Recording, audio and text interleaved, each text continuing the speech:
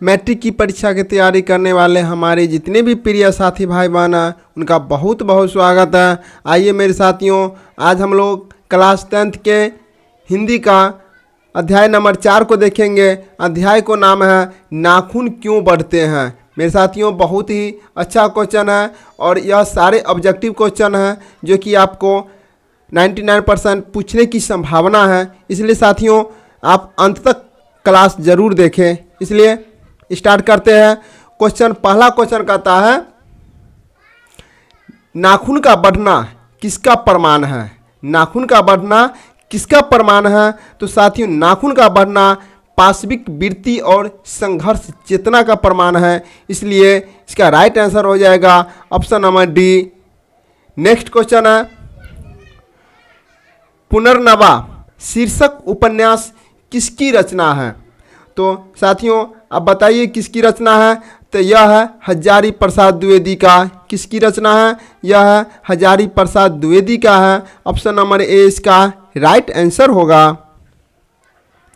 Next question है नाखून क्यों बढ़ते हैं शीर्षक पाठ साहित्य की कौन विद्या है। यह कौन सा विद्या है? तो आप मेरे साथियों बताइए। यह है ललित निबंध। क्या है? ललित निबंध है। ऑप्शन नंबर बी इसका राइट आंसर हो जाएगा। नेक्स्ट है गौड़ देश के लोग क्या पसंद करते थे। तो गौड़ देश के लोग साथियों बड़े बड़े नखों को पसंद करते थे। इसलिए ऑप्शन नंबर डी इसका राइट आंसर हो जाएगा। नेक्स्ट है नाखून का बढ़ना मनुष्य की किस वृत्ति का परिणाम है। तो नाखून का बढ़ना मनुष्य का पाशविक वृत्ति का परिणाम है। इसलिए ऑप्शन नंबर बी इसका राइट आंसर हो जाएगा। नेक्स्ट क्वेश्चन है लेखक हजारी प्रसाद द्विवेदी ने दयनीय जीव किसे कहा है। तो दयनीय जीव अल्पज्ञ पिता को कहा गया है। इसलिए ऑप्शन नंबर ए इसका राइट आंसर हो जाएगा। नेक्स्ट है प्रत्न मानव का अर्थ क्या है। तो प्रत्न मानव का अर्थ प्राचीन मानव हो जाता है।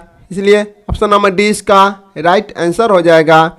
नेक्स्ट है नाखून का इतिहास किस पुस्तक में मिलता है। तो नाखून का इतिहास कामसूत्र पुस्तक में मिलता है।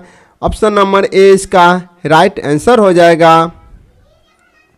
नेक्स्ट है हजारी प्रसाद द्विवेदी ने डी लिट की उपाधि किस विश्वविद्यालय से प्राप्त की। तो किस विश्वविद्यालय से प्राप्त की? यह है लखनऊ विश्वविद्यालय से प्राप्त किए हैं। ऑप्शन नंबर बी इसका राइट आंसर हो जाएगा।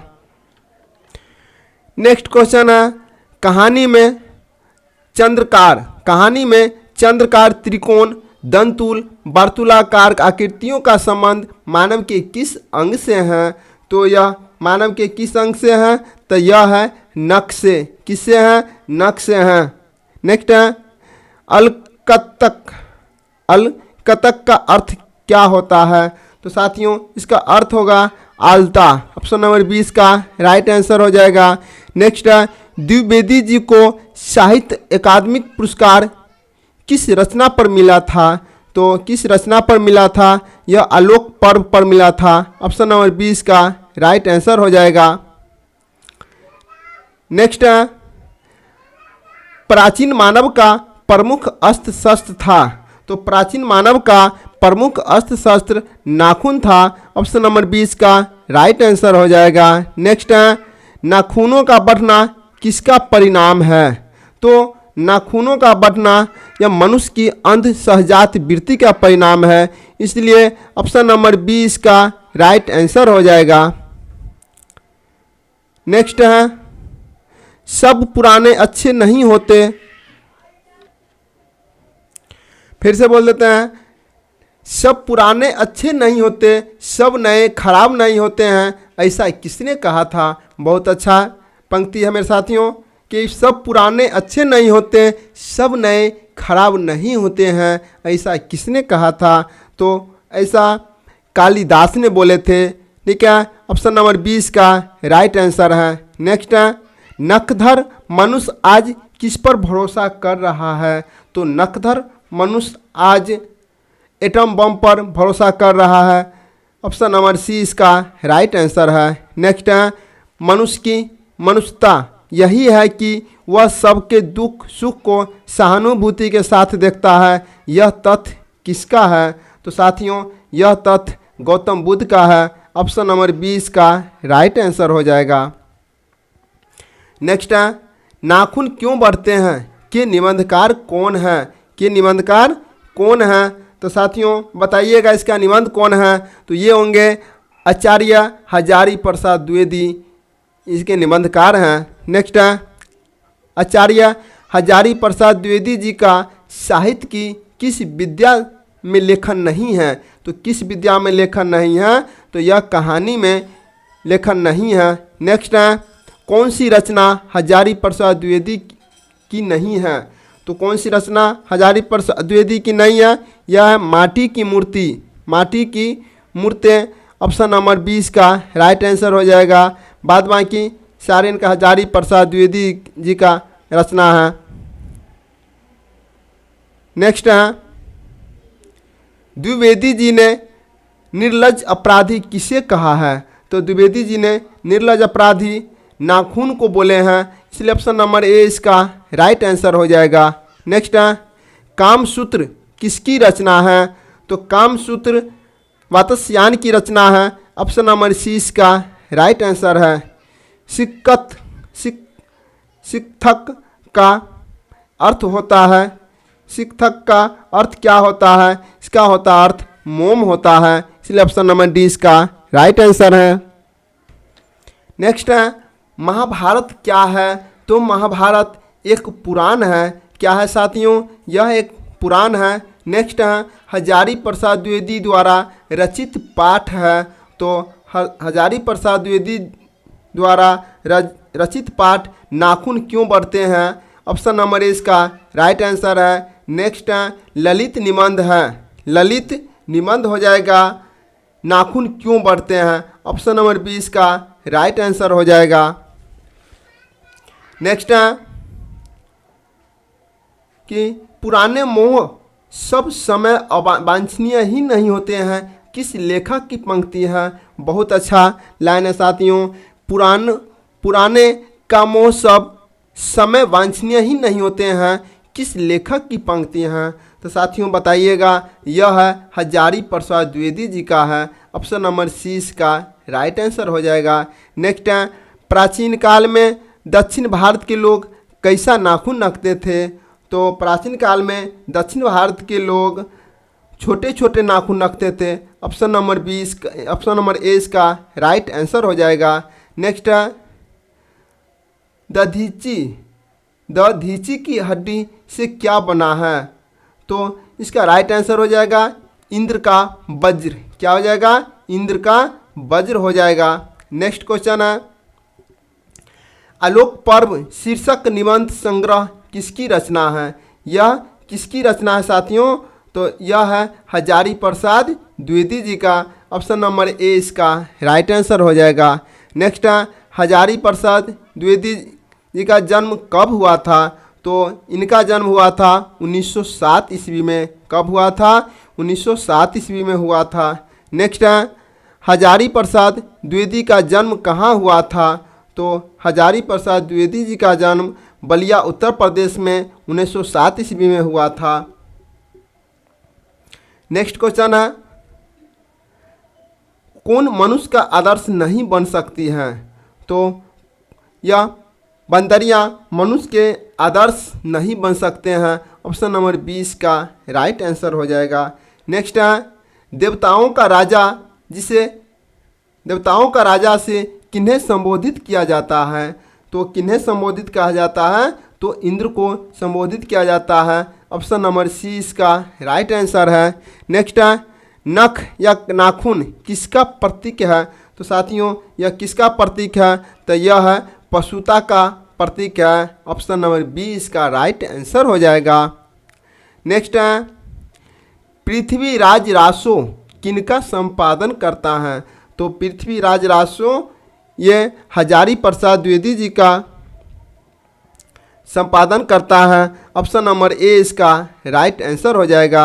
नेक्स्ट है हजारी प्रसाद द्विवेदी को कब पद्म भूषण की उपाधि से सम्मानित किया गया? कब सम्मानित किया गया है? तो यह सम्मानित किया गया है 1957 में। कब किया गया है? तो 1957 में पद्म भूषण से सम्मानित किया गया है। नेक्स्ट क्वेश्चन है, अशोक के फूल किसकी रचना है? तो अशोक के फूल साथियों हजारी प्रसाद द्विवेदी जी की रचना है। ऑप्शन नंबर सी इसका राइट आंसर है। नेक्स्ट है, लेखक के अनुसार मनुष्य के नाखून किसके जीवंत प्रतीक हैं? तो इसके चलते हैं ऑप्शन पे, तो इसका राइट आंसर हो जाएगा पाशवी वृत्ति का। किसका हो जाएगा? तो पाशवी वृत्ति का हो जाएगा। ऑप्शन नंबर सी इसका राइट आंसर है। नेक्स्ट है, हजारी प्रसाद द्विवेदी की मृत्यु कब और कहाँ हुई थी? तो हजारी प्रसाद द्विवेदी जी का मृत्यु 1979 में दिल्ली में हुए थे। ऑप्शन नंबर ए इसका राइट आंसर है। नेक्स्ट है, सहजात वृत्तियाँ किसे कहते हैं? तो सहजात वृत्तियाँ अनजान स्मृतियों को कहते हैं। ऑप्शन नंबर बी इसका राइट आंसर है। नेक्स्ट है, द्विवेदी जी के से किसने पूछा था नाखून क्यों बढ़ते हैं? किसने पूछा था? तो छोटी लड़की ने पूछा था कि नाखून क्यों बढ़ते हैं। नेक्स्ट है,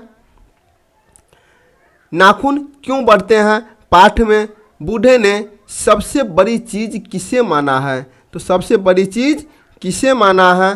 तो उन्होंने माना है प्रेम को। किसे माना है? तो प्रेम को माना है। ऑप्शन नंबर ए इसका राइट आंसर है। नेक्स्ट है, किस देश के लोग बड़े बड़े नख पसंद करते हैं? तो किस देश के लोग हैं जो बड़े बड़े नाखून को पसंद करते हैं? तो यह है गौर देश के। किस देश के हैं? तो गौर देश के हैं। नेक्स्ट है, पुराने का मोह सब समय वांछनीय ही नहीं होता है, यह उक्ति किस शीर्षक पाठ की है? यह किस शीर्षक पाठ की है? तो यह है नाखून क्यों बढ़ते हैं। ऑप्शन नंबर ए इसका राइट आंसर हो जाएगा। नेक्स्ट है, अनाम दास का पोथा उपन्यास किस लेखक की कृति है? तो किस लेखक की कृति है? तो यह हजारी प्रसाद द्विवेदी जी का। ऑप्शन नंबर ए इसका राइट आंसर है। कौन नाखून को जिलाए जा रहा है? कौन नाखून को जिलाए जा रहा है? तो यह है प्रकृति। कौन है? प्रकृति है। नेक्स्ट है, अनाम दास का पोथा साहित्य की किस विद्या की रचना की है? तो उन्होंने उपन्यास विद्या की रचना की है। ऑप्शन नंबर बी इसका राइट आंसर है। नेक्स्ट है, असुरों के पास नहीं थी, असुरों के पास नहीं थी लोहे के अस्त्र। किसका अस्त्र? लोहे के अस्त्र नहीं थे। नेक्स्ट है, कालिदास की लालित्य योजना किनकी रचना है?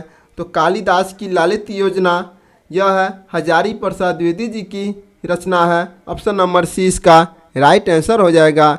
नेक्स्ट है, गौतम बुद्ध ने कहा था कि मनुष्य की मनुष्यता स्वार्थ का भाव रखता है। क्या हो जाएगा?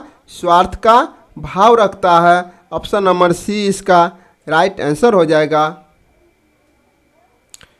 सॉरी, इसका आंसर जो हो जाएगा सभी के दुख सुख को सहानुभूति के साथ देखना। सॉरी, इसके लिए इसका राइट आंसर हो जाएगा ऑप्शन नंबर ए इसका राइट आंसर हो जाएगा। ठीक है साथियों, क्वेश्चन नंबर 51 का जो आंसर हो जाएगा, क्वेश्चन नंबर 51 का ऑप्शन नंबर ए हो जाएगा। गौतम बुद्ध ने कहा था कि मनुष्य की मनुष्यता है सभी के दुख सुख को सहानुभूति के साथ देखना। नेक्स्ट है, नकधर मनुष्य कब क्या लेकर आगे की ओर चल रहा है? तो नकधर या एटम बम लेकर आगे की ओर चल रहा है। ऑप्शन नंबर 20 का राइट आंसर है। नेक्स्ट है, मनुष्य किसको नहीं बढ़ने देगा? तो मनुष्य किसको नहीं बढ़ने देगा? तो यह नाखून को नहीं बढ़ने देगा। साथियों बताइएगा, इस चैप्टर में कुल 53 क्वेश्चन है।